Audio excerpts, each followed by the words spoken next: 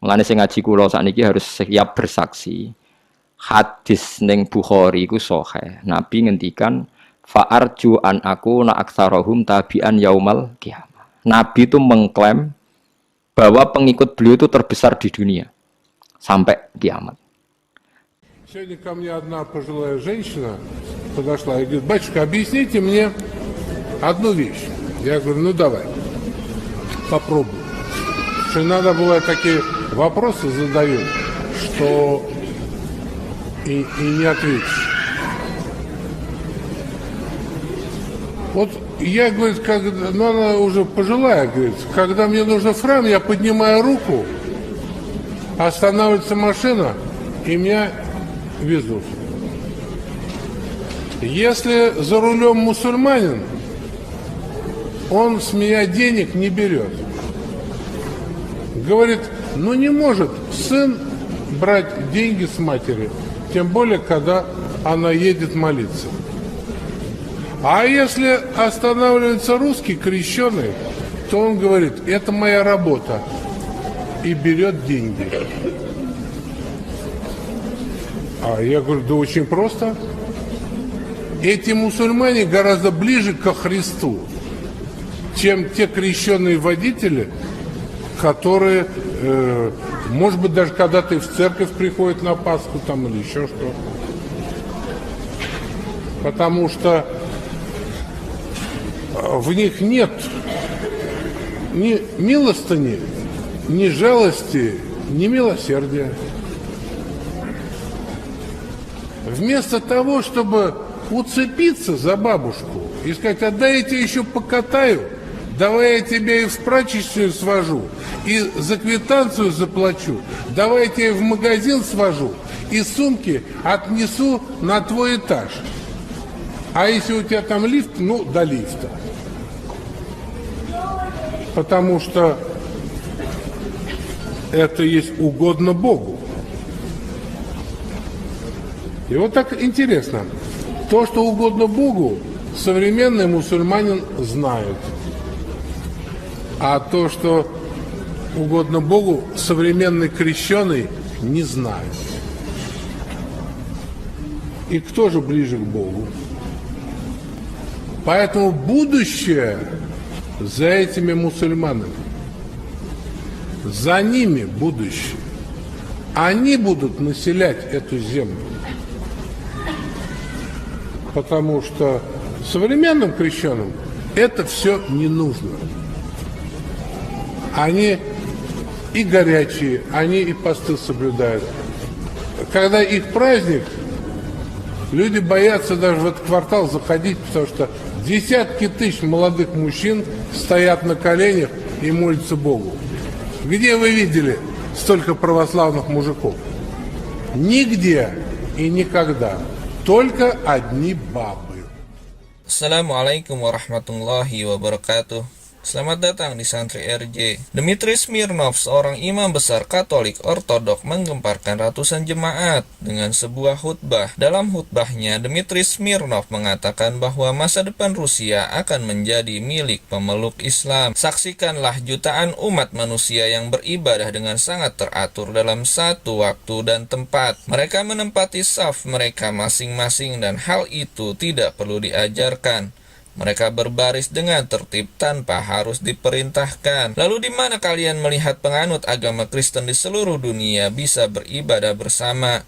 Dan hal itu tidak sama sekali tidak ada dalam Kristen. Kalian tidak akan pernah melihatnya, ujar imam besar Katolik Ortodok di depan ratusan ribu jemaatnya. Lihatlah mereka, kaum muslimin kerap membantu dengan sukarela tanpa berharap imbalan, tapi pemeluk Kristen malah sebaliknya. Kalian tanyakan pada wanita tua itu, katanya sambil menunjuk wanita lumpuh yang berada di gerejanya seperti diberitakan Wall Bulletin News Rusia. Sang imam besar Katolik Katolik Ortodok itu mengatakan bahwa wanita tua itu mengaku setiap kali ke gereja di Moskow, wanita itu kerap mendapat jasa transportasi dari seorang pengemudi muslim. Pengemudi muslim itu selalu menolak tiap kali wanita tua itu ingin memberi bayaran atas jasanya. Menakjubkannya, pengemudi muslim itu beralasan bahwa Islam melarang untuk mengambil upah pada wanita lansia, jompo, duafa, dan anak-anak yatim di berbagai panti dan yayasan. Dmitri Smirnov telah membuktikan bahwa Islam mewajibkan umatnya untuk menghormati orang tua, terlebih lagi orang tua yang tak berdaya. Ia bahkan mengakui bahwa pribadi pengemudi muslim tersebut tidak dapat ditemukan pada pemeluk Kristen yang mengajarkan kasih. Seorang muslim justru lebih dekat dengan sang Mesias, tapi orang Kristen hanya ingin uang. Apakah kalian tidak merasakan bagaimana dalam prosesi penebusan dosa siapa saja harus membayar pada pendetamu, entah itu miskin atau manula, wajib memaharkannya sebagai ritual pengampunan dosa, ungkap Dmitri yang seketika membuat ratusan jemaat yang mengikuti misa imam besar Katolik itu terdiam dan merenung. Dia mengatakan seorang muslim tidak tertarik untuk mengambil upah pada orang-orang lansia. Mereka begitu ikhlas dengan sukarela membawakan barang-barang serta belanjaan wanita tua sampai sang wanita tua itu hendak berdoa ke gereja. Bahkan kata dia, sang pengemudi muslim setia untuk mengantar jemput wanita tua itu. Inilah kenapa saya mengatakan masa depan Rusia akan menjadi mayoritas pemeluk agama Islam dan negeri ini akan menjadi negara Islam. Lanjutnya dalam khutbah, menurutnya tuduhan teroris yang kerap dialamatkan kepada agama Islam hanyalah isu belaka, sebab kata dia kenyataannya umat Islam sangat mengedepankan etika dan kesopanan. Di depan jemaatnya, Dmitri mengakui bahwa meski umat Islam difitnah sebagai teroris, tapi populasi jumlah manusia yang berbondong-bondong memeluk agama Islam di Eropa dan Rusia makin ramai berdatangan ke masjid untuk memeluk Islam. Karena mu'alaf tahu betul bahwa Islam tidak sekejam yang dunia tuduhkan. Lanjutnya, Dmitri melanjutkan bahwa sekarang dan selamanya masa depan Rusia akan menjadi milik umat Islam, mengingat populasi muslim di Rusia sudah mencapai 23 juta, sementara pemeluk Kristen mengalami penurunan hingga 18 juta, sedangkan sisanya masih menganut komunis. Ini sebuah fakta bahwa Islam sekarang menjadi agama terbesar di Rusia, ungkapnya. Kemudian sang pendeta mengakhiri khutbahnya dan turun dari mimbar dengan berurai air mata sambil meninggalkan jemaatnya yang masih terpaku dan haru. Mereka tak pernah menyangka seorang imam besar Katolik Ortodok bisa mengagungkan orang muslim. Sebagian jemaat ada yang menangis menyadari bahwa ajaran Islam ternyata berbudi luhur dan Islam tidak layak disebut teroris. Wallahu a'lam bishawab. Paham nggih? Lah niki penting kula aturaken. Terus wong kudu ro. Lah, dalam hal ini Nabi paling sial Nabi Isa. Paling elek nasibnya. Mulane njing ben kula njing ben nak teng akhirat Nabi paling kula kepen ketemu Nabi Isa. Nabi Muhammad karuan wong nabi kula. Cara kula ketemu Nabi Muhammad kok jenggon Nabi sing bareng ketemu sapa? Kula kepengen sowan Nabi Isa. Kok Nabi paling nyesal Nabi sinten Isa. Lara-larane wong nak disalah pahami penggemari. Mulane sing ngaji kula sakniki harus siap bersaksi. Hadis ning Bukhari iku sahih. Nabi ngendikan fa'arju an aku na aktsarahum tabi'an yaumal qiyamah. Nabi itu mengklaim bahwa pengikut beliau itu terbesar di dunia sampai kiamat. Tapi coro statistik dunia yang diomongkan, didengungkan oleh media, oleh buku-buku, mayoritas agama di Indonesia yang di dunia kan Kristen. Islam nomor 2. Ini ku coro kula keliru. Nak sing terkait Isa iku keliru. Nggih sing terkait Isa napa keliru. Kelirune ngeten. Nabi Isa itu cara jenengan nabi boten? Nabi kan. Wong bener napa wong salah? Wong bener. Artinya ketika Isa diposisikan sebagai Tuhan, Nabi Isa membenarkan ndak? Boten kan? Mengeluh kan, kecewa kan? Jadi penggemarnya Isa menyalahpahami Isa. Artinya Nabi Isa kecewa gak ambek penggemarnya? Kecewa. Nak ngono mereka itu pengikut Isa apa ndak? Ndak kan? Berarti misalnya wong Kristen jumlahnya sak donya sak miliar lah, iku hakikate ra pengikut Isa. Ndak semua. Islam senajan ana sing fasik, ana sing malik, ana sing preman, ana sing korupsi, tiap salat, tiap zakat, Pokoknya tiap Islam itu hakikatnya pengikut Nabi Muhammad. Berarti akeh endi? Akeh Kanjeng Nabi Muhammad sallallahu alaihi wasallam. Malah cara aku Isa ora di pengikut mergo sing darani anu dekne salah. Lho iya tong darani Isa ibnu Wara. Lha iku pentingnya ngaji nggih. Sedekah Rasulullah ketika ngendikan fa'arju an aku na aktsarahum tabi'an yaumal qiyamah. Mergo anggere pengikute akeh ning kiamat berarti ning donya ya paling akeh. Mergo iso anut nabi ning akhirat kan bergantung status dekne ning donya dianggap pengikut. Lane jenengan sing syukur meskipun jenengan fasik sithik-sithik ngeten iki pengikute Kanjeng Nabi. Mergo la ilaha illallah Muhammadur Rasulullah. Wis. Dieling-eling. Lane Nabi Isa ku nabi paling susah.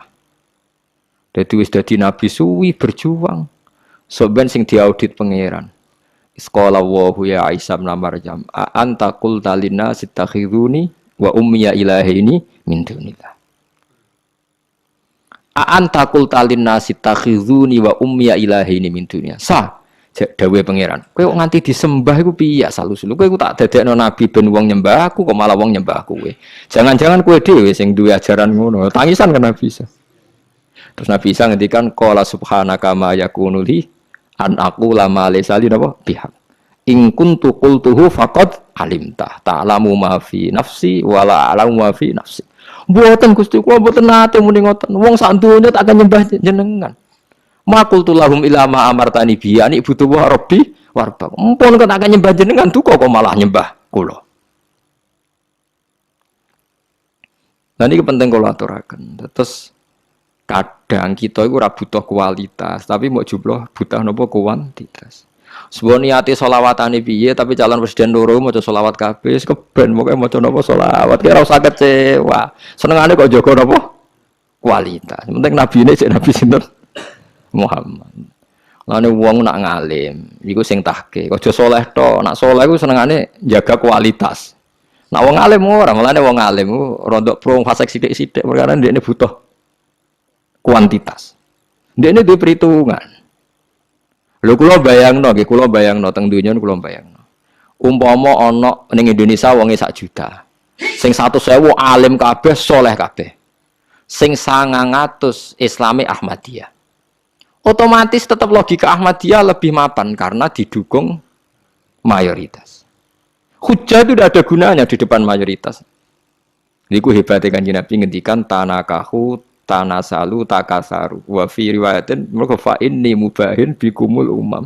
Kena suwani kawin anak menang akeh. Mane kiai-kiai kajen kiai kudus anak do 9 11 13 niku akeh-akeh. Kula de kanca Gus ijek 6, anake wis 9. Tak tahu ijek 6 mun 9 jenengan pinter Gus. Duka Gus kados iku kathah. Saniki niku umure sik sak kula anake pun 9. Urip kabeh.